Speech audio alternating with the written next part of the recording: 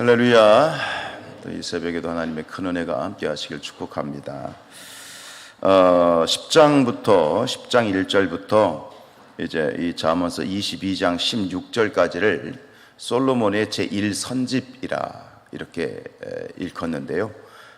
375 구절로 되어진 이 솔로몬의 단편 경국, 짧은 한 구절이 각각의 독립성을 가진 그런 메시지를 담고 있는 잠언입니다. 특별히 10장부터 15장까지는 그 표현이 지난 주일날 말씀드린 것처럼 반의대꾸법, 서로 반대되는, 그러니까 의인과 악인, 지혜자와 우매자라고 하는 그 말이 계속 대조를 이루면서 진행이 되죠. 반의대꾸법이라고 하는 그런 문법을 쓰고 있습니다. 오늘 말씀 1절 한번 볼까요? 속이는 저울은 여호와께서 미워하시나 공평한 추는 그가 기뻐하시느니라. 저울을 속인다.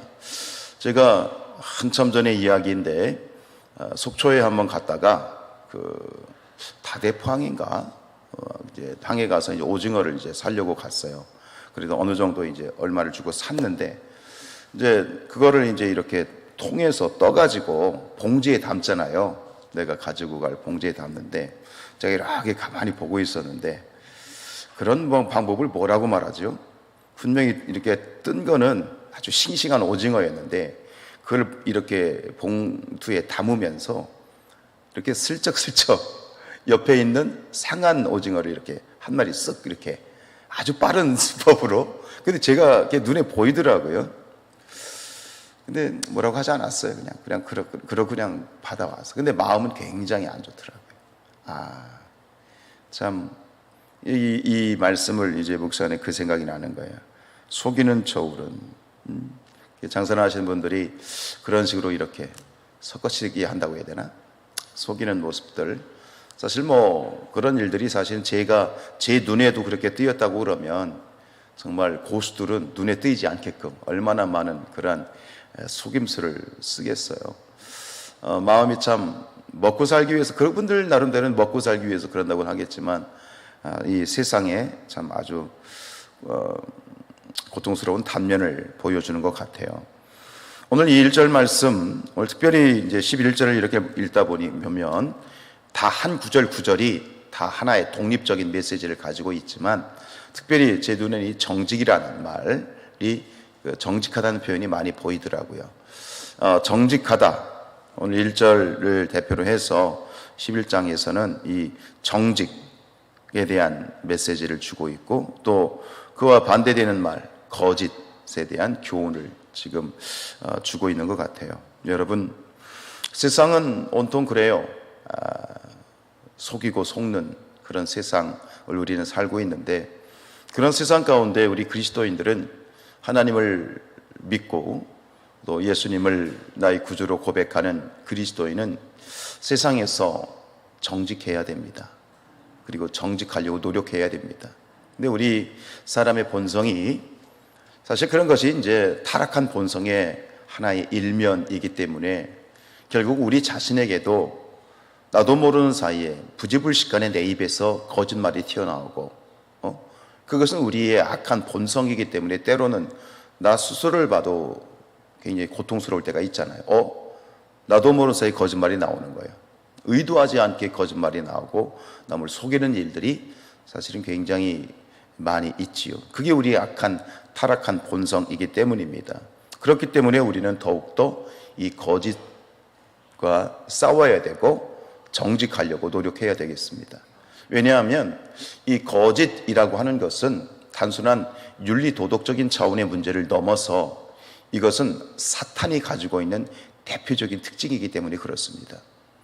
요한복음 8장 44절에 보면 이제 이 스스로 그 바리새인들이 또 유대인들이 스스로 우리는 아브라함의 자손이다 라고 말하면서 굉장히 교만을 떨고 있을 때 예수님께서 그 부분에 대해서 이렇게 지적을 하세요.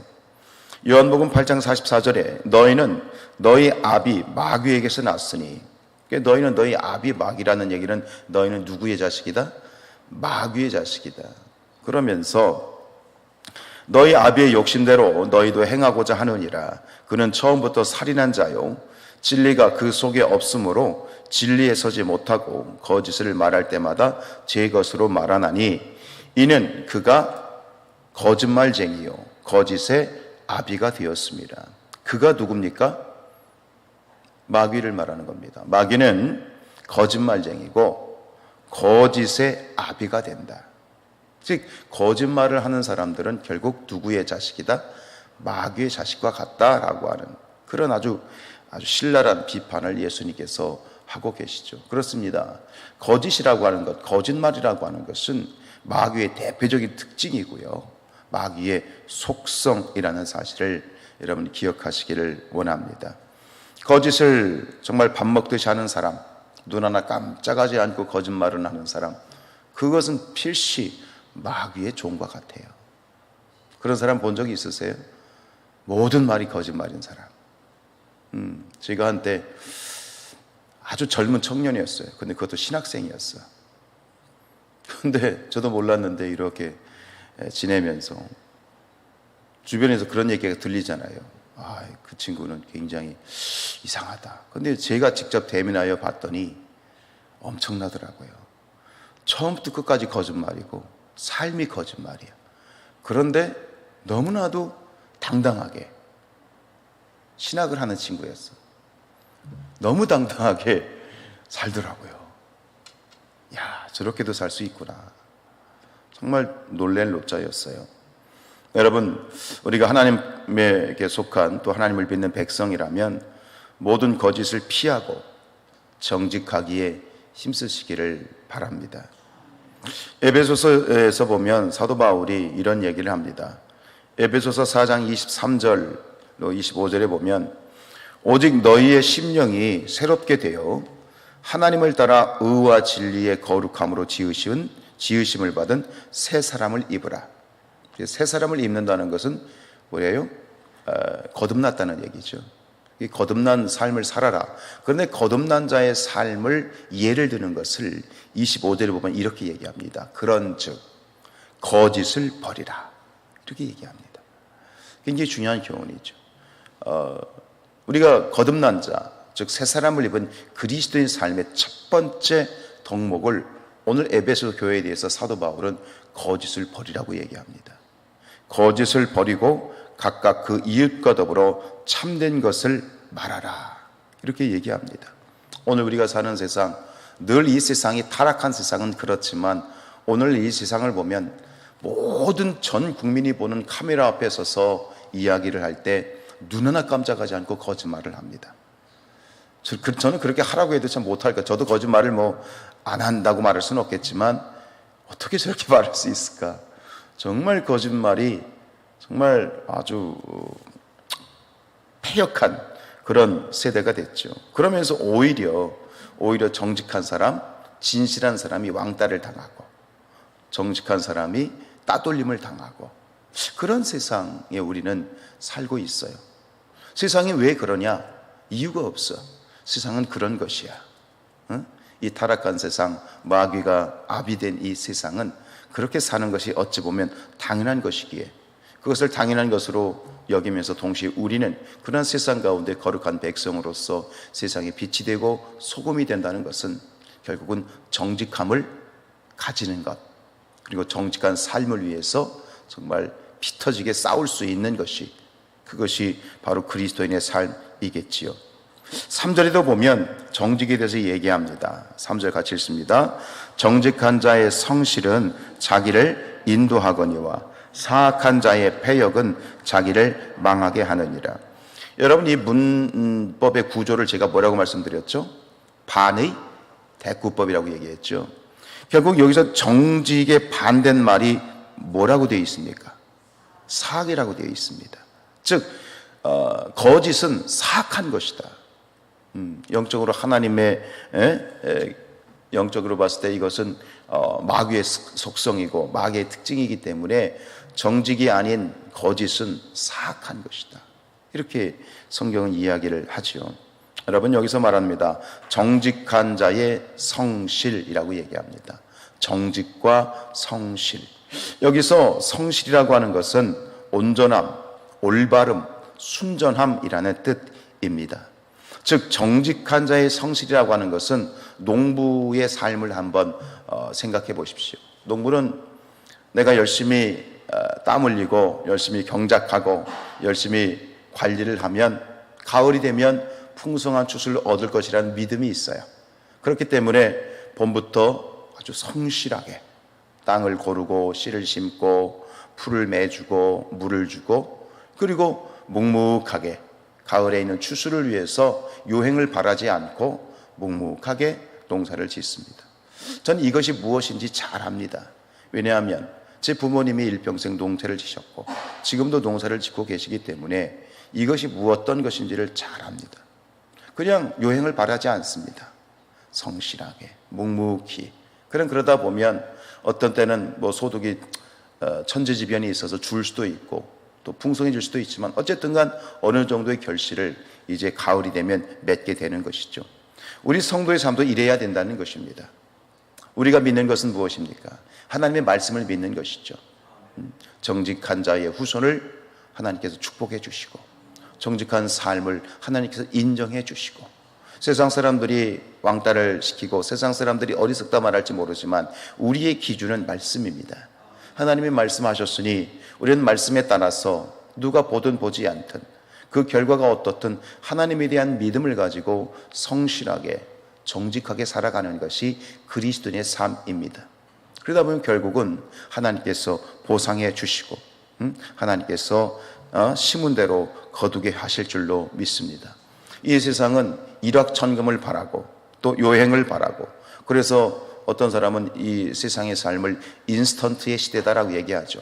인스턴트의 시대라는 말은 뭐냐면 힘들이지 않고 단번에 모든 것을 가지려고 한다는 것이에요. 이 시대는 그렇습니다.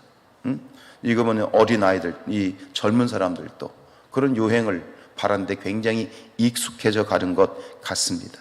그렇기 때문에 이처럼 요행을 바라고 일확천금을 바라고 또 인스턴트와 같은 시대, 힘들이지 않고 좀 쉽게 모든 걸 좀 얻고 싶어하는, 빠르게 얻고 싶어하는 그러한 심리는 자연적으로 무엇과 연결이 되냐면 결국은 거짓과 속임수와 연결이 됩니다. 그리고 범죄와 연결이 되죠. 쉽게 얻으려면 정직해서는 쉽게 얻을 수 없습니다. 빠른 시간에 많은 것을 얻기 위해서는 속여야 되고 저울을 속여야 되고 그리고 범죄를 저질러야 됩니다. 여전히 지금 피싱, 보이스 피싱이나 무슨 피싱, 핸드폰 피싱. 지금도 지난번에 보니까 어떤 변호사인지 60억인가를 날렸다고 하더라고요. 피싱에 걸려서. 참 세상이 그렇습니다. 그것이 어떤 범죄자들의 문제이겠습니까? 사기죄. 우리 사기를 당하잖아요. 그런데 여러분 가만히 생각해 보세요. 사기를 치는 사람도 마찬가지겠지만 사기를 당하는 사람도 사실은 심리는 똑같아요. 사기를 당하는 사람도 마찬가지예요. 왜 사기를 당합니까? 심리는 똑같아요. 야, 이걸 적은 걸 투자하면 많이 얻을 수 있어. 거기 혹하는 거 아니에요? 이만큼 하면 다른 데보다 더 많은 배당을 받을 수 있어. 사기를 당하는 사람도 결국 똑같은 거예요. 여러분, 하나님 앞에서 우리가 조금 느리게 가고 적게 얻더라도 성실하고 정직한 삶을 사는 것, 또 그런 삶을 살아내는 것이 바로 우리 그리스도인의 삶이에요. 그게 우리에게 사명입니다.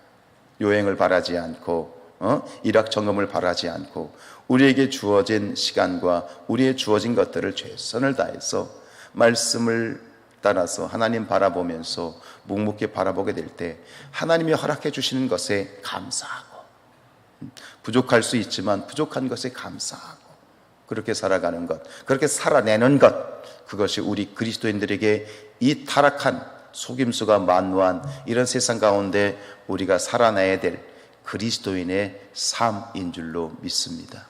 오늘도 이 하루 하나님 말씀 따라서 온전히 묵묵하게, 우리에게 주어진 달란트는 다 다릅니다. 어떤 분에게는 5달란트가 주어졌을 것이고 어떤 분에게는 2달란트가 주어졌을 것이고 또 어떤 분에게는 1달란트밖에 주어지지 않을 수 있습니다. 그러나 우리가 해야 될 것은 성실하게 주어진 것을 가지고 열심히 일하고 하나님께 헌신하고 하나님께 우리의 삶을 온전히 드리게 될 때 우리에게 주어지는 칭찬은 똑같습니다. 착하고 충성된 종아, 네가 작은 일에 충성하였으니 내가 너에게 큰 것을 맡기리라. 온전히 주님의 칭찬을 받고 하나님의 칭찬을 받을 수 있는 저와 여러분들 될 수 있기를 주님의 이름으로 축복합니다.